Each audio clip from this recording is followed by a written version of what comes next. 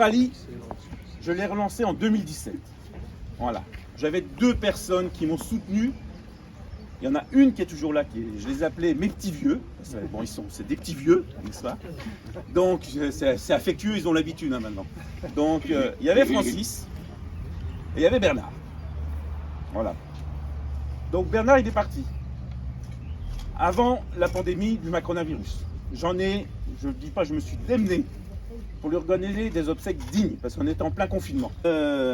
Avec le Rétromobile Club de Saint-Patu, on a décidé d'appeler notre rallye, le rallye Bernard Saubardier. Voilà. Donc, nous avons décidé d'offrir la plaque numéro 1 de rallye à Régine. Donc ce rallye qui s'appellera Bernard Saubardier. Voilà, je te remets la plaque numéro 1. Bravo. Donc tous les 8 mai, on organise un rallye avec la ville de Saint-Patu qui consiste à rassembler des voitures anciennes. Donc la journée se déroule, on commence par un rallye promenade qui va à la découverte de la région avec quelques questions historiques parce que je suis un amateur d'histoire. Donc il y a à peu près une 50aine de voitures qui s'inscrivent tous les ans. Donc ensuite on va faire un arrêt au garage Boss à Vared pour l'apéritif qui sera à mi-chemin. Et ensuite, on revient au centre culturel de Saint-Patu où il y aura un concours d'élégance où le public va pouvoir élire sa voiture préférée. Voilà. D'accord. Et cette année est une année particulière puisque c'est le 30e anniversaire du club. Donc, on partage aussi un gâteau d'anniversaire exceptionnellement cette année pour l'anniversaire du Rétromobile Club de Saint-Patu. Voilà. Vous êtes le président? Non, moi je suis uniquement l'organisateur. On va jusqu'à Vared, on va passer en fait cette année, on va passer par l'abbaye de Chalice, Ermenonville, l'abbaye de Chalice, Baron, Versigny, Droisel, Perrois-les-Gombrise, Betz, Assy-en-Multien, Vincy-Manœuvre, Étripilly, Vared, Chambry, Barcy, Marcy, Laramé, Forfry, Ouassery, Saint-Patu. Voilà. Très bien. Ça fait un parcours d'à peu près 80 km. Alors les modèles qu'il faut voir, parce que si je parle pas de la C4 de mon ami Christian Gobert qui est venu avec sa C4 depuis Jouarre, donc ça fait une petite trotte avec ça, voilà. Donc ça c'est une Citroën C4 que je vous présenterai Christian tout à l'heure. Après, j'ai mes 2 compères, Michel et Francis, qui sont en train déjà de casser leur voiture, n'est-ce pas? Qui sont venus avec leur Peugeot 201 et 301. Je ne sais pas elles sont de quelle année vos voitures là? 33, 1933. Les 2? Ouais. Elles n'ont pas 33 ans, elles viennent de vivre 33. Il est dégueulasse mon capot. Voilà, en plus voilà. Bon, donc c'est pas moi qui ai sali le capot, Francis. Ouais. Donc voilà, donc ça c'est les voitures les plus anciennes du rallye. Voilà, que vous avez les 2 pilotes qui sont là. La Saint-Patutienne a été donc relancée en 2017, à mon initiative, ça a été avec la ville de Saint-Patu. Voilà, ça a été mis depuis, pour organiser une manif comme ça, il faut compter à peu près 6 mois d'organisation. D'accord. Voilà.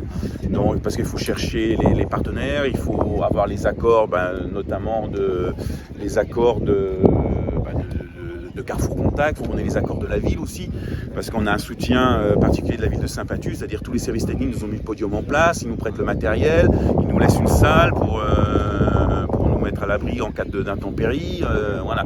Donc c'est assez, il y a toute une organisation à mettre en place. On ne fait pas ça tout seul, je vous dis, alors là vous voyez ce qui vient d'arriver, c'est une Alpine A110S qui a été livrée il y a 2 jours. Au garage Boss à Vared. Vous allez la voir arriver. Voilà, ça c'est une voiture exceptionnelle aussi parce que c'est la renaissance d'Alpine. Bonjour Monsieur Boss, comment allez-vous? Salut McJournal. Vous allez bien? Ça va bien? Oui, ça va. Donc c'est votre Alpine alors, c'est ça? C'est ça. Mets-toi à côté de la Gordini. Là-bas. Tu la vois la Gordini là-bas? Ça va aller ensemble. Tous les ans. Donc il y a la R8 Gordini qui est... Tiens, va montrer ton moteur de ta R8 s'il te plaît. Il marche doucement parce qu'il a des soucis de santé. Donc je disais, on a relancé dans 2017 et c'est la ville donc, de Saint-Patu, pour revenir du stade du coq à l'âne, mais c'est la ville de Saint-Patu qui a voulu qu'on fasse ça à date fixe et qui a préféré qu'on fasse ça le 8 mai parce que ça leur permettait d'organiser, de mobiliser les services techniques pour différentes manifestations sur la ville. Donc Jackie va vous montrer son moteur. Et là, vous allez pouvoir comparer.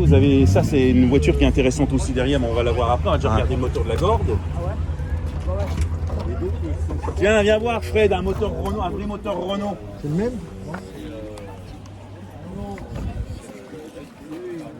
Voilà. Donc là vous avez, salut Fred. Ça va? Ouais. Donc là vous avez un moteur où vous pouvez reconnaître le G de Amédée Gordini qu'on appelait le sorcier de Renault. Voilà. Donc là, elle est de quelle année Jackie ta voiture? 67. 67. Fin 67. Fin 67. Et je peux vous dire qu'il sait la conduire. Hein. J'ai monté une fois avec lui, pas deux. Ah bon? Ah oui. Bon, je te passe pas, monsieur. Donc une voiture aussi, une voiture magnifique. Ah d'accord. Voilà, autre voiture excellente. Bonjour Monsieur Flandre. Vous êtes le président du Rétromobile Club, qui a 30 ans cette année. C'est ça. Enfin, 30 ans l'année dernière, mais bon, avec le Covid, D'accord. en fait cette année. Donc on va dire que c'est les 30 ans. On va dire qu'il y a C'est les une- 30 ans. Quel est le but de ce club alors?